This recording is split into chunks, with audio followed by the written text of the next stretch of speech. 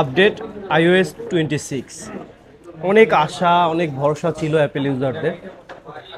আমি যদি বলতে যাই বিশেষ করে অ্যাপেলের ক্ষেত্রে এই অ্যাপেল ইউজারদের এই iOS 26 আপডেটের কথা বলতে গেলে সর্বপ্রথম যেটা বলবো, অ্যাপেল জাস্ট হতাশ করেছে। হতাশার কথা বললেও আসলে ভুল হবে। এটা কোনো ধরনের আপডেট হতে পারে, এটা আসলে পার্সোনালভাবে আমি বা আমাদের এই সেক্টরের যারা আছে মনে হয় অনেকে আমার সাথে একমত প্রকাশ করবেন, এটা কোনো ধরনের আপডেট ক্যাটাগরিতেই পড়তে পারে না। কেন পড়তে পারে না এর কারণটা আমি সর্বপ্রথম বলবো, যারা অ্যাপেল ইউজাররা আমার ভিডিওটা দেখছেন বিশেষ করে তাদের উদ্দেশ্যে বলবো, আপনারা যদি কেউ এই ধরনের আপডেটটা দেন নাই বা দিবেন চিন্তা করতেছেন এখনও দেন নাই, তাদের কথা বলবো যে আপাতত ভাই স্টপ থাকেন। 26 আপডেট দেওয়ার কোনোভাবেই দরকার নেই। এর আগের ভার্সনে যারা আছেন তারা ইউজ করেন, আর যারা দিয়ে ফেলেছেন তারা বড় ধরনের বাস খাইছেন আমার মতো করে, তো তারা আর যারা দিয়ে ফেলছেন তারপর বাস খেয়ে গেছেন তারা ওয়েট করেন আর ওইভাবে প্যারা পেইন নিয়ে ওই আপডেটটা ইউজ করেন, সে ছাড়ার বিকল্প অপশন নেই। এখন কি ধরনের প্যারা বা পেইন খেতে পারেন সেক্ষেত্রে হচ্ছে সর্বপ্রথম যে প্রবলেমটা ফেস করবেন সেটা হচ্ছে ব্যাটারি। ভাই ব্যাটারি অস্বাভাবিক ড্রেন করবে, ব্যাটারি হেলথ হুটহাট করে পড়ে যাবে, প্রথম কথা এটা। দ্বিতীয়ত চার্জিং ব্যাকআপ, ভাই চার্জিং ব্যাকআপ খুব বাজে ধরনের ব্যাকআপ পাবেন। এক্সাম্পল, আপনার ফোনটার চার্জিং ব্যাকআপ আছে স্ট্যান্ড বাই 4 ঘন্টা, সেখান থেকে আপনি এই আপডেটটার কারণে শুধুমাত্র আপডেটের জন্য আপনার half an hour charging backup পড়ে যাবে। সেকেন্ডের অপশন আসেন ক্যামেরা, আপনি ক্যামেরার অনেক ফাংশনগুলোতে প্রবলেম পাবেন।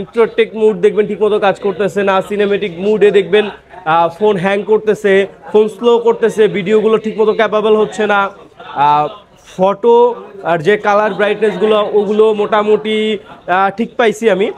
তারপরে আসেন হচ্ছে ফোন স্লো। ভাই আপনি যখন এই iOS 26 আপডেটটা দিয়ে ফোনটা ইউজ করবেন মনে হবে যে আপনি সেই স্যামসাংয়ের গুরু মিউজিক 2 ফোন ইউজ করতেছেন।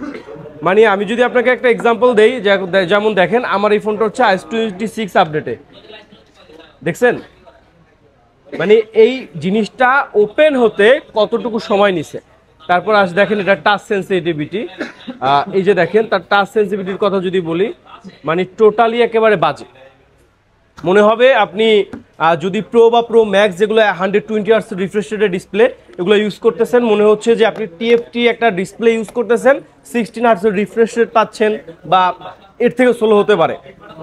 এরপরে আসি কল, আপনি যখন কথা বলবেন ভাই শান্তিতে যদি কথা না বলতে পারেন তাহলে সেই ফোন দিয়ে কি করবেন? যেটা হবে, আপনি যখন কথা বলতে যাবেন কাউকে কল দিবেন তখন ম্যাক্সিমাম কল দেখা যায় কল ড্রপ এমন একটা অপশন দেখবেন। আবার কথা বলার সময় দেখবেন সাডেনলি 30 সেকেন্ড বা 45 সেকেন্ড এরকম একটা টাইম পরে কলটা ডিসকানেক্ট হয়ে যাবে অটো। তারপরে হচ্ছে কলের নেটওয়ার্কে প্রচুর প্রবলেম পাবেন, আপনার ওপর পাশের মানুষের কথা ক্লিয়ার শুনতেছেন না, বা আপনার এই পাশ থেকে আপনি যাকে কল করছেন সেই মানুষটার কথা ক্লিয়ার শুনতে পাচ্ছেন না, হ্যালো হ্যালো হ্যালো বলতে বলতে আপনার জীবন শেষ।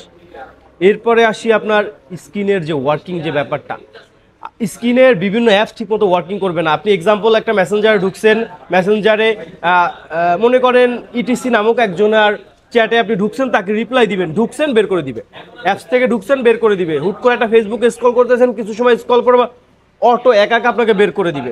এরপর আসেন আপনার কারোর সাথে মেসেঞ্জার হোয়াটসঅ্যাপ কোনো মাধ্যমে চ্যাটিং করতেছেন, কথা বলতেছেন, আপনি চ্যাটিং এর ক্ষেত্রে বিশাল প্রবলেম ফেস করবেন।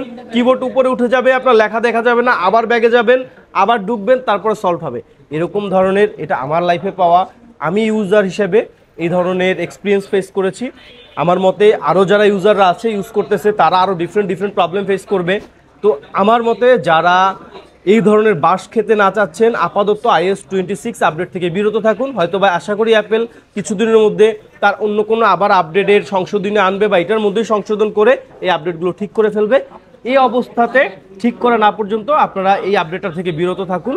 আর যারা বিভিন্ন ধরনের প্রবলেম ফেস করছেন বিশেষ করে স্মার্টথিংকের কাস্টমাররা, এই আপডেটজনিত যে প্রবলেমগুলো বললাম এই ধরনের প্রবলেম ফেস করলে ইনশাল্লাহ একটু নেক্সট আপডেটের জন্য ওয়েট করবেন, এছাড়া আর কোনো উপায় নেই। সবাই ভালো থাকবেন, আসসালামু আলাইকুম।